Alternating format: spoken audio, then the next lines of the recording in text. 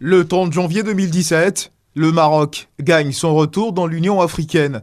Les chefs d'État de l'Union africaine se prononcent en faveur du retour du royaume chérifien au sein de l'Organisation internationale africaine. Objectif premier de cette conférence, organisée par l'ambassade du Maroc en Côte d'Ivoire et par la représentation de l'Union africaine dans le pays, célébrer ce retour au sein de l'institution africaine. Le Maroc aujourd'hui peut se targuer d'apporter beaucoup à l'Afrique, apporte déjà beaucoup, mais avec l'intégration donc à l'Union africaine, au retour à l'Union africaine et éventuellement à la CEDEAO dans les semaines à venir, nous avons bon espoir de continuer à apporter notre contribution, mais nous aussi, nous prenons l'unité, nous prenons la complémentarité des uns et des autres pour arriver à un but fondamental qui est celui du bien-être de nos populations et surtout de nos jeunesses. Objectif second, présenter les opportunités et perspectives positives qui accompagnent le retour du Maroc pour le reste du continent.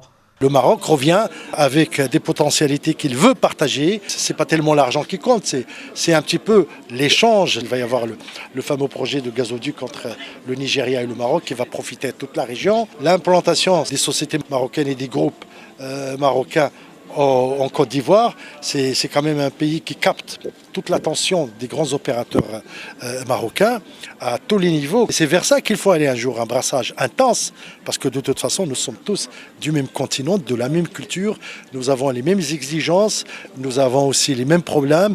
On constitue une force à terme vis-à-vis des autres continents que sont l'Europe ou l'Amérique. Maroc-Afrique, une relation séculaire, multifacette et prometteuse, thème de cette conférence débat pour enseigner sur les tenants et les aboutissants de l'offensive diplomatique menée par le royaume chérifien sur le continent africain.